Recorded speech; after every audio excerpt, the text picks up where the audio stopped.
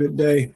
My name is Jamal Williamson, and I'll be doing my final project in interpersonal communications on chapter 5, perceiving others.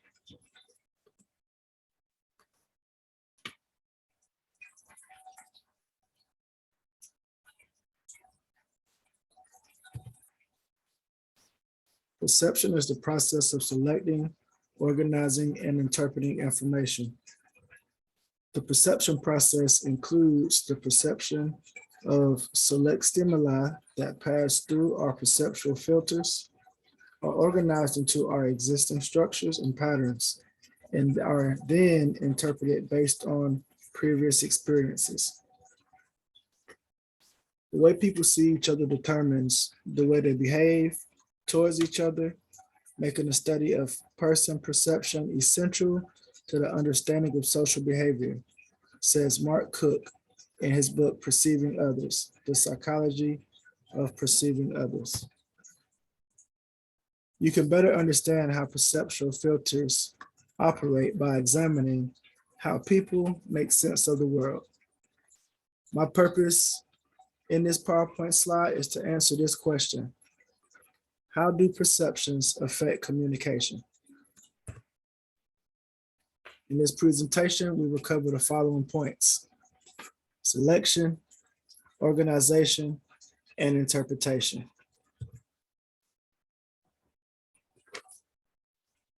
In the selection process, selection is the first part of the perception process in which we focus our attention on certain incoming sensory information. Think about how many other possible stimuli to pay attention to. You may hear a familiar voice in the hallway, see a pair of shoes you want to buy from across the mall, or smell something cooking for dinner when you get home from work. We quickly cut through and push to the background all kinds of sights, smells, sounds, and other stimuli. But how do we decide what to select and what to leave out? We take in information through all 5 of our senses, but our perceptual field, the world around us, includes so many stimuli that it is impossible for our brains to process and make sense of it all.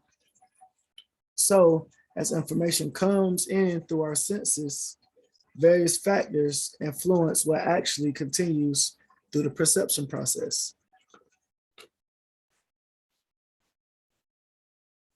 Intensity, something that is louder, larger, or brighter, stands out. Someone who laughs or talks loudly at a party attracts more attention, not always favorable attention. Repetitious stimuli can also attract attention. Just think of a quiet but steadily dripping faucet. I know that can really be annoying. Contrast or change. Unchanging people or things are less noticeable. For example, you may appreciate your significant other more when they leave. Organization stage. This is the second part of the perception process in which we sort and categorize information that we perceive based on innate and learned cognitive patterns. 3 ways we sort things into patterns are by using proximity, similarity, and difference. In terms of proximity, we tend to think that things are close together, go together. For example, have you ever been waiting to be helped in a business or check? For example, have you ever been waiting to be helped in a business and the clerk assumes that you and the person standing beside you are together? The slightly awkward moment usually ends when you and the other person in line look at each other and then back at the clerk, and one of you explain that you are not together. Even though you may have never met the other person in your life, the clerk used a basic perceptual organizing cue to group you together because you were standing in proximity to one another.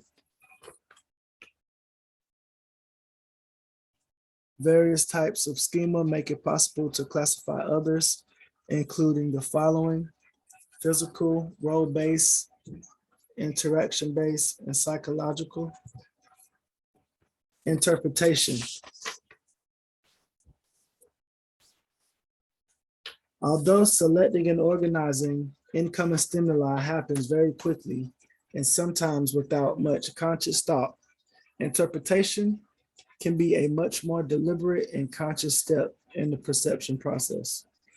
Interpretation is the third part of the perception process in which we assign meaning to our experiences using mental structures known as schemata.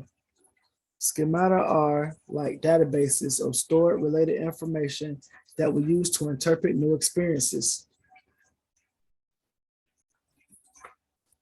We all have fairly complicated schemata that we have developed over time as small units of information combined to make more meaningful complexes of information. For example, you learned that certain symbols and objects like an apple, a ruler, a calculator, and a notebook are associated with being a teacher or a student. You learned new concepts like grades and recess, and you engaged in new practices like doing homework, studying, and taking tests. You also formed new relationships with teachers, administrators, and classmates. As you progress through your education, your schema adapted to the changing environments.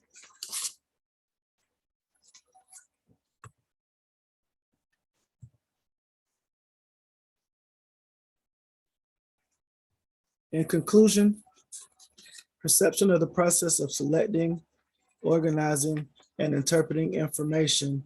This process affects our communication because we respond to stimuli differently, whether they are objects or persons based on how we perceive them. Given the massive amounts of stimuli taken by our senses, we only select a portion of the incoming information to organize and interpret. We select information based on salience. We tend to find salient things that are visually and audibly stimulating and things that meet our needs and interests. Expectations also influence what information we select. We organize information that we select into patterns based on proximity, similarity, and difference. We interpret information using schematic, which also used to assign meaning to information based on accumulated knowledge and previous experience. Once again, my name is Jamal Williamson, and that was my final project in Interpersonal Communications on Perceiving Others, Chapter 5. Thank you.